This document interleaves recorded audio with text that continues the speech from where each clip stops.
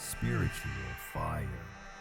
When children are abused, they are assigned an archangel to protect the sanctity of their mind from psychic vampires, old, dying humanity.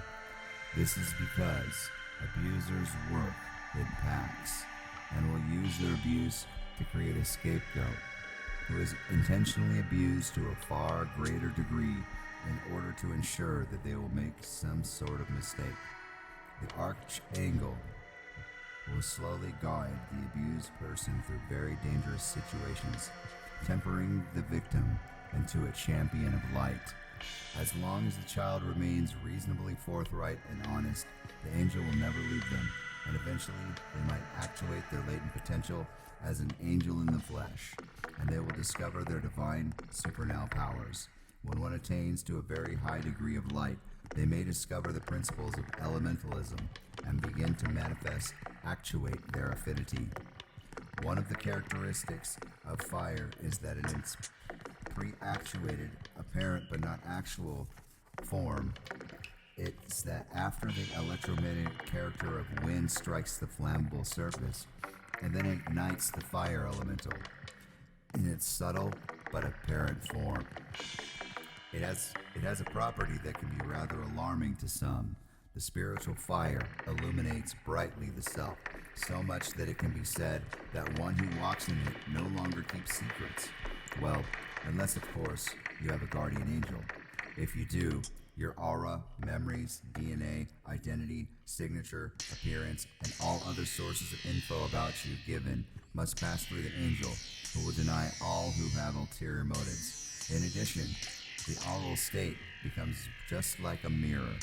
Those who try to violate the sanctity of someone who has been abused will instead see their own worst behavior exhibited in the mind's eye of that mind, never knowing that they are looking into a mirror of their own past. If they continue to attack that image, they will ultimately destroy themselves. On the other hand, if the survivor of abuse grows enough to be receptive to guidance, they will become a veritable force of nature, accomplishing seemingly impossible victories for benevolence and for good.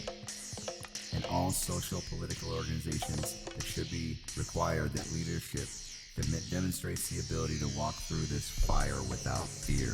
And truly, one who has the courage to walk through the spiritual fire cannot ever be judged by someone who doesn't.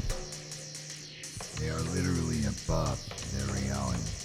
In addition, the spiritual fire unlocks one's deepest potential and hidden ability.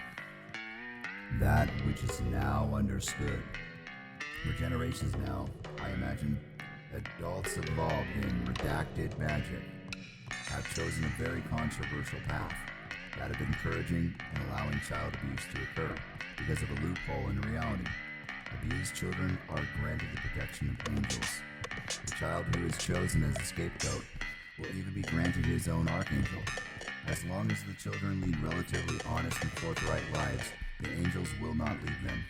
These angels, usually hard to discover and call to a person, confers tremendous powers on a life as far as avoiding and protecting from the unseen.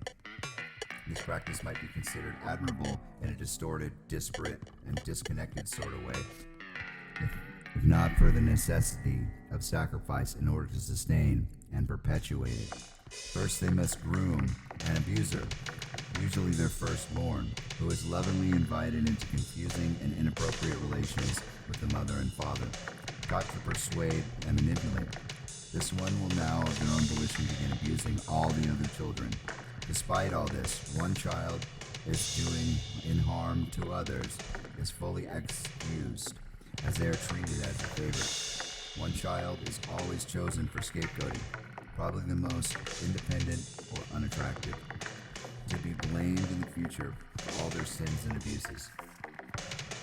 When those practicing child abuse feel the consequences of their actions begin to materialize, probably inevitable, as a direct result of their modus operandi, at this time they will attempt to violate the sanctity of that mind, psychic vampirism, and discover a mistake that is, as far as they are concerned, enough to appear to cover the massive backlash from their society for their practice of abuse.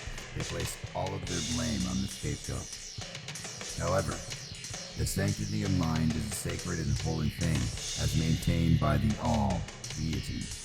Even as a higher law not often recognized here, individuality and sanctity of mind allow for proper mental health as well. Without it, we would be all but mental slaves. It is even worse for one who violates or attempts to violate the sanctity of mind of an abused person. One higher law that one might not want to transgress,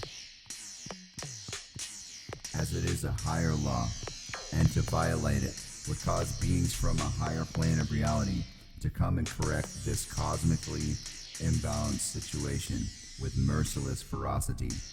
All involved in this practice will have this stain on them until they are devoured. New laws of consciousness. 1. You may not astral travel unless you have unlocked the true astral body, dragon form. 2. It is among the most taboo and controversial laws that the sanctity of mind shall not be violated. It is a psychological assault. 3. Minds can meld, but consent must be obtained to do so in each instance. 4. Violating the sanctity of mind damages mental health, violates privacy and human rights, and is a form of psychological abuse and physical abuse. 5. You cannot violate the sanctity of mind of one who has angels or archangels. Doing so will only reveal one's darkness and secrets, and it will be your own, not theirs. If you relentlessly pursue someone to punish them instead of yourself, you will find your own self pursued unless you stop. 7. If you block the growth and progress of another, it will be reconciled once the discrepancy is glaring enough.